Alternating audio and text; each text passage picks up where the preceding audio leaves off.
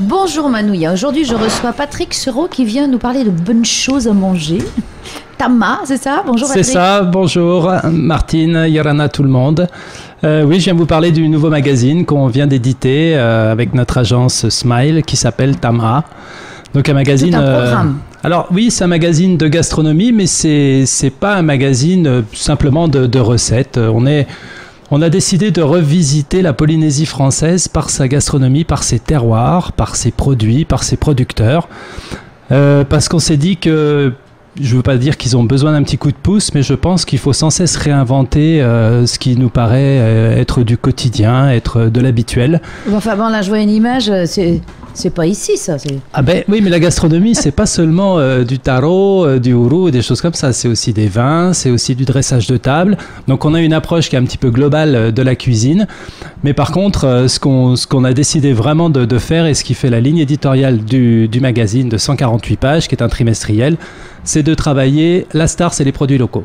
Voilà, c'est un petit peu pour résumer l'esprit du magazine. Parfaitement, par exemple, de champagne ou de vin, ce qui n'est pas toujours produit ici, puisqu'on produit aussi du vin, mais agrémenté de produits qui viennent de l'extérieur. Exactement.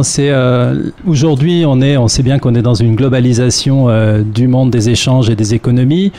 On peut trouver d'excellents fromages. Je vois que tu es à la page de l'Époisse. On peut tout marier aujourd'hui. Mais moi, j'ai déjà mangé des tranches de uru avec du foie gras dessus, c'est délicieux. Mais bien sûr. Avec un petit chutney de mangue, et voilà. Mais on peut tout marier.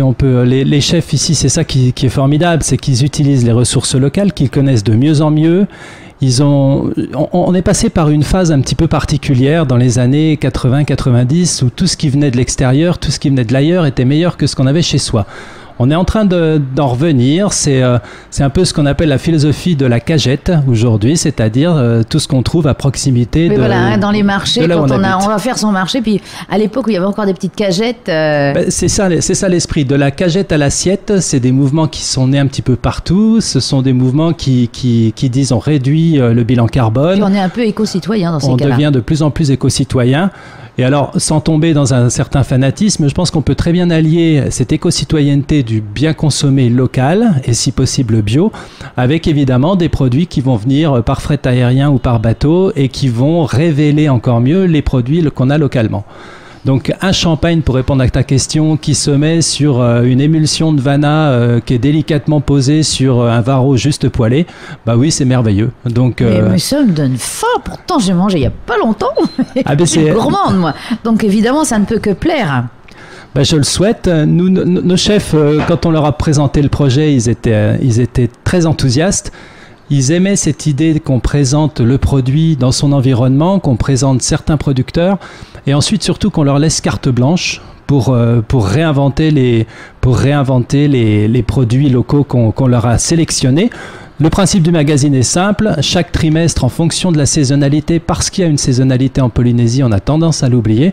Alors bien sûr, elle est moins marquée que nos 4 saisons françaises. Mais il y a quand même la période de l'abondance et la période de la sécheresse. Il y a la période de l'abondance et de la sécheresse, il y a des fruits, des tubercules et des légumes qui ne sont pas disponibles tout le temps. Et les poissons aussi. Il y a les poissons avec le rahui, il y a toute une logique ici qui est historique, puisque...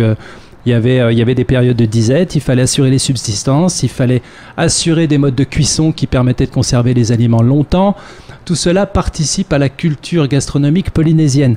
Gastronomie, ça ne veut pas dire forcément restaurant 4 étoiles. Gastronomie, ça veut dire la mise en valeur dans l'assiette d'un produit local qu'on arrive à travailler le mieux possible.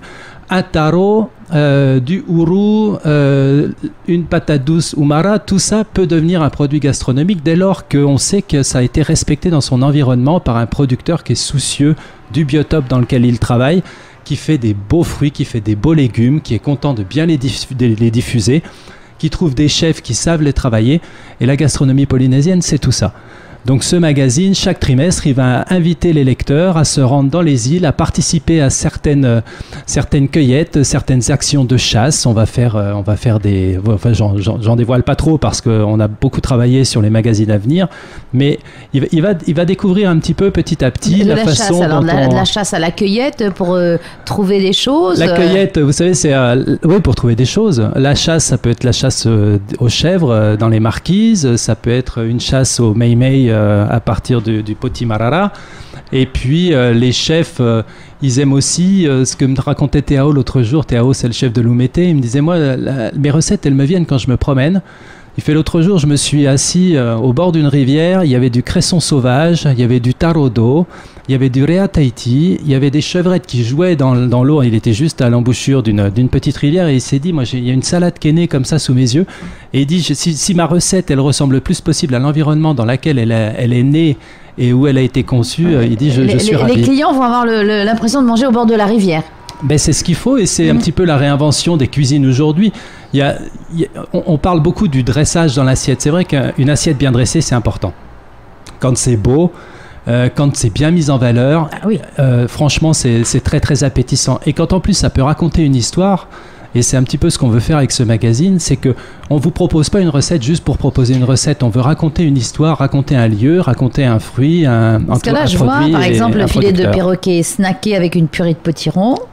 Bon, potiron c'est d'ici, perroquet ici. Céleri rave, ça, il est importé. Oui. Mais il y a la roquette qu'on fait pousser ici, bien donc il n'y a pas de souci.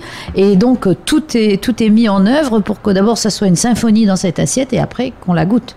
Et qu'on la déguste. C'est le principe. Et ça a l'air, s'il y a les explications, ça a l'air relativement facile à faire, sauf un petit peu le truc criagé. Là, moi, j'aurais du mal, mais justement, ça donne envie de faire. La tuile, la petite tuile de sésame, elle n'est pas si compliquée à faire, surtout qu'elle est bien expliquée. On est Kirahu qui s'est occupé du perroquet parce qu'elle aime travailler sa texture et sa chair.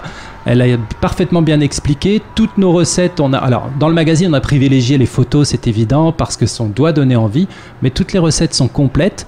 Et puis sur le site internet et sur les tablettes, on va faire une mise en page un peu particulière. Ah, vous avez aussi un site. On a le site tama-mag.com qui va nous permettre de faire le lien entre les sorties de magazines. On a déjà une dizaine de reportages qui sont prêts. Tous ne passeront pas sur ce qu'on appelle sur l'impression, donc sur les magazines imprimés. Il y a quelquefois des choses qui sont un petit peu plus chaudes, qu'on a envie de relater entre les parutions de magazines. Donc là, les réseaux sociaux et le site internet vont servir de relais. Et donc sur ces tablettes et sites magazines, il y aura une mise en page spéciale des recettes avec le déroulé explicatif. Et est-ce que vous conseillez des restaurants en particulier ? Mais moi, je conseille tous les restaurants et je conseille tous les chefs du moment qu'ils travaillent bien. Vous savez, dans les années 80, on avait des gens qui voulaient ouvrir leur resto parce que ça faisait bien. C'était une espèce de marotte. C'est fini, ça. Aujourd'hui, on a des gens qui sont compétents. Oui, c'est un vrai métier. Oui, voilà. Il y a plusieurs métiers dans les restaurants. Le magazine va les promouvoir d'ailleurs. Je vais me mettre en rapport avec l'école hôtelière, je vais me mettre en rapport avec pas mal de restaurants ici, des hôtels, pour donner envie aux jeunes. Vous savez, on est dans un pays qui est éloigné, mais si les jeunes s'intéressaient à des métiers comme ceux de la bouche ou à la production agricole avec un soutien du territoire qui soit pertinent, avec la mise à disposition de certaines terres domaniales qui dorment dans des friches au lieu d'être mises en valeur. Il y a matière à planter, à faire fructifier. Là, je vois la période de l'abondance qui commence, ça bourgeonne de tous les côtés. Hein. Et ça bourgeonne de tous les côtés. Il faut juste parfois une petite étincelle, une petite impulsion. Et d'huile de coude. Oui, mais ça, on n'en manque pas en Polynésie. Après, il faut la place. La place aussi, on n'en manque pas finalement, parce que des jachères, il y en a partout. Et des jeunes qui veulent les travailler et qui aujourd'hui sont un peu bridés, soit parce que le dossier était considéré comme incomplet ou ceci, cela. C'est un peu dommage. Donc, ce sont des métiers de passion et ce sont des beaux métiers où on vit dans la nature. Le portrait de Toa qui fait l'élevage des crevettes Mitirapa à Taravao, chaque matin, il est dans son lagon familial.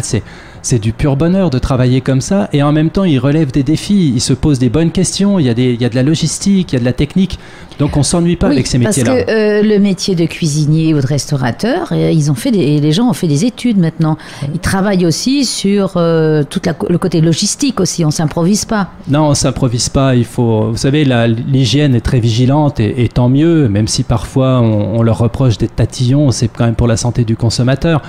Et quand les chefs font attention donc à l'approvisionnement, ils font attention à leur stock, parce qu'on ne peut pas stocker indéfiniment des produits. Quand dernièrement, dans le Taïro, il y avait des chevrettes un petit peu frelatées qui ont donné des méningites. Hein. Bien sûr.